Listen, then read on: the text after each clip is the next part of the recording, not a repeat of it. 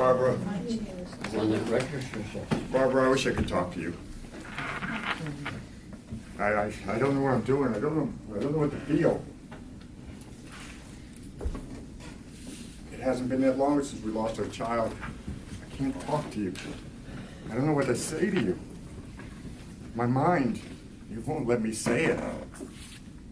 There's so many things that are going through my mind. We just seem so far apart.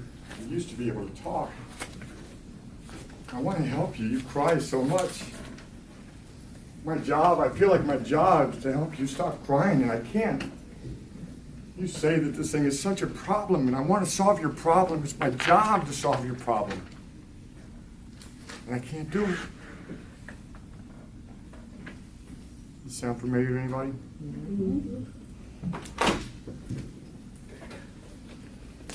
That's why we're here. We're here to talk about some of the things that set men and women apart, the differences in between men and women, especially as it revolves around grief. And I want everybody to know right up front, I do a lot of speaking before bereaved parents. But this conference, this workshop is not about just bereaved parents. There are many interactions that go between men and women that are not just husband and wife. It could be siblings. It could be brothers and sisters that have lost a parent. They just do not understand each other when they grieve in separate and purposeful ways. And as we say something right up front, there are reasons why we each grieve in our own way, and it's a natural order that we'll talk about. It could be a father and a daughter when the mother has passed away, and trying to understand or live with and cope with the grieving styles of the other. So this is not just about grieving parents, although probably about 95% of my keynote speaking and workshop presentations are for bereaved parents, and I take great honor in that. And I'll tell you a little bit, just to touch on that in a bit, of why I do find a great deal of honor in that. I need to tell you a little bit about myself so that you know why I'm standing before you and how I've come to stand before you. I am first and foremost the father of Jonathan Taylor Kelly, an amazing young man that was born in 1997 with a medical condition known as hypoplastic left heart syndrome. That meant that he was born without the left side of his heart. It failed. It atrophied within the womb, and the day he was born, they handed him to me and said he will not make it through the night. He, God, and a wonderful surgeon have different plans. Through a series of 3 open heart surgeries before he was 2.5 years of age, they had reconstructed those 2 chambers to act as a fully functional heart, and his prognosis was a full life. He was not supposed to die. But through his life, because of this rare heart condition, which unfortunately is not rare enough, I think we can all agree on that on a lot of medical conditions, they did quite a bit of research on Jonathan. And because of the research they did on Jonathan, he helped save a lot of children that came after him. But he had a normal life, kept him in public school. Yes, he was considered basically a protected child in school, and I didn't mind that. His only holdback was the fact, and if anybody's in the medical field here, you'll understand this, or I'll try to make it understandable, because he only had half of a heart, his oxygen saturation was lower than what yours and mine would be if we are fully functional with a fully functional heart and we are healthy.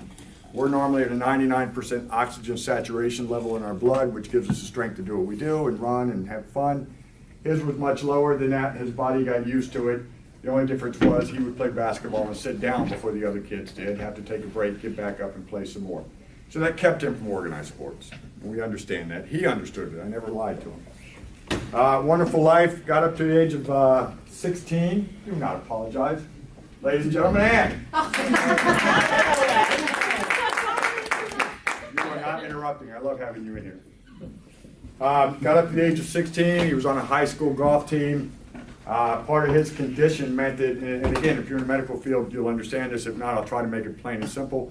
Some of the things they did to his heart at a young age were not going to grow with him for his life, so they'd have to be tweaked. We went in for a simple heart catheterization just to go up there and take a look around, and unfortunately during the heart cath, his heart failed.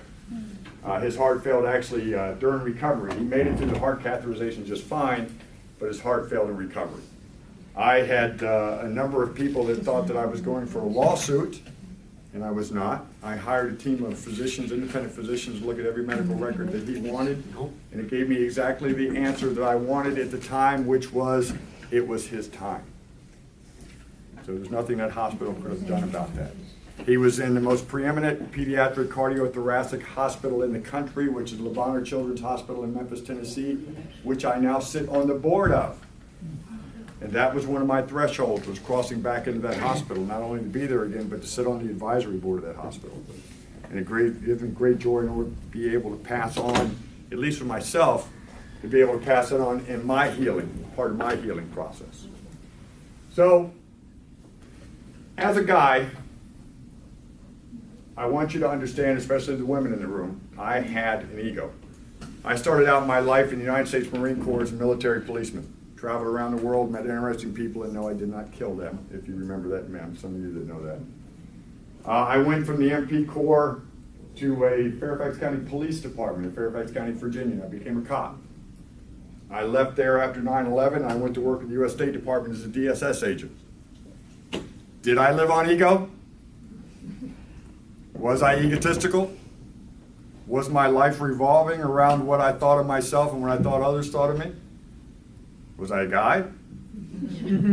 I was a guy.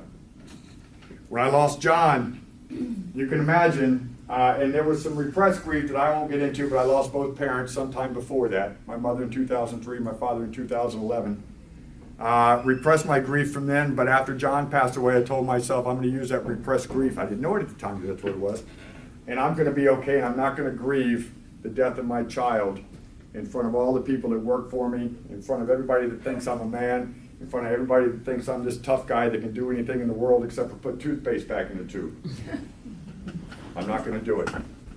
How long did that last? 6 months. I found myself in a shower one morning with the spirit of Jonathan raising through my body. And what did he say to me? There were no spoken words. He said, "How dare you? How dare you take the legacy that I left behind for you and not grieve me?" And it started a whole new life for me at that point. I was lucky enough to have been writing proposals at the time. And up to that point, I had gone into my egotistical mind. I realized that I wanted some help as a man. I wanted to go find something. I would not, and please, I'm not saying do not do this. Please go seek licensed medical help if you need licensed medical help. But for myself personally, I knew I was not going to lay on anybody's couch and spit out my mind and tell them what I was going through. It just was not in my egotistical structure, if it were. But I would do what?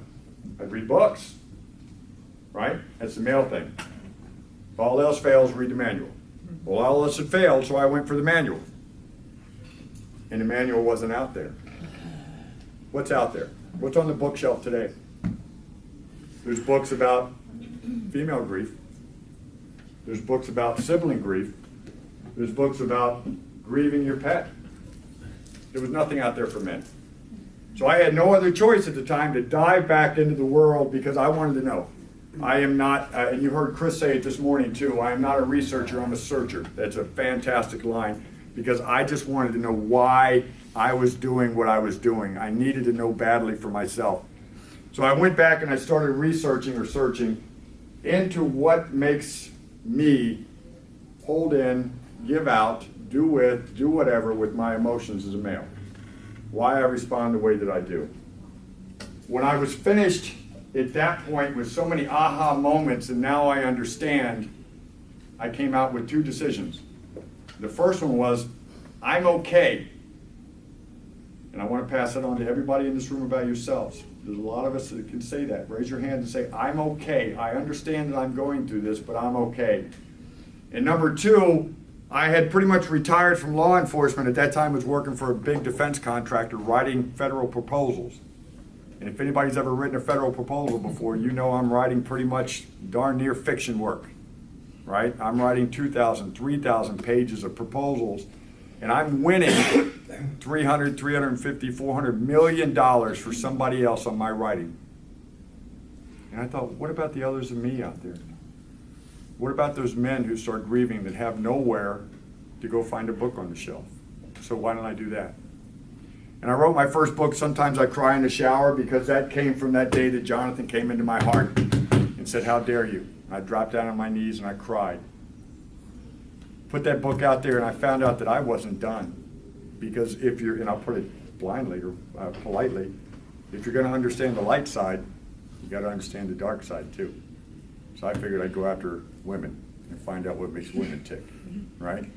Did a lot of John Gray work, did a lot of research on men and women, and found the most amazing things, that we're all designed to be who we are.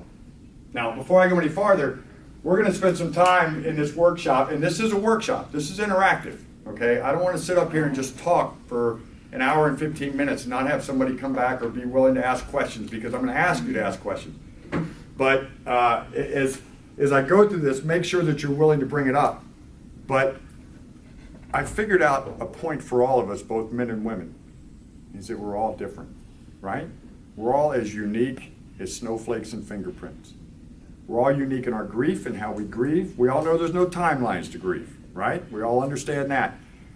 But I'm going to paint with a very broad brush as I talk about men and women. And I have to do that. I have to generalize, because the easiest way to say it is, we all know that generally men are taller than women, right?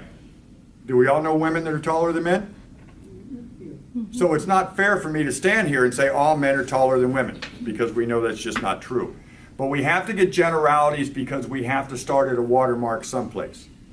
But we also talk about not just sex. And sex, when we talk about it, is not the fun, dirty word that first comes to your mind. We talk about sex, we talk about what we can see physically that makes us who we are. The sex organs, the shape of the body hair, all of that which makes us either male or female, right? But we also have gender. And I know there's a lot of stuff going on now about gender. People talk about neutral gender, they talk about bathroom genders, they talk about gender. Just think of it this way. Gender really is what we're talking about, how masculine or how feminine you are. And each of us can reside on that spectrum of masculine or feminine at different ways, including crossing over into the what is known to be the opposite sex gender. Does that make sense to everybody? Because we will talk to somebody. I could talk to somebody in this room who is married who will say, my husband cried like a baby and I didn't cry. Right? That's because in their gender, they were at one place on the spectrum that we thought that they weren't going to be. Now, does that make sense to everybody? I don't want it to be too dry, but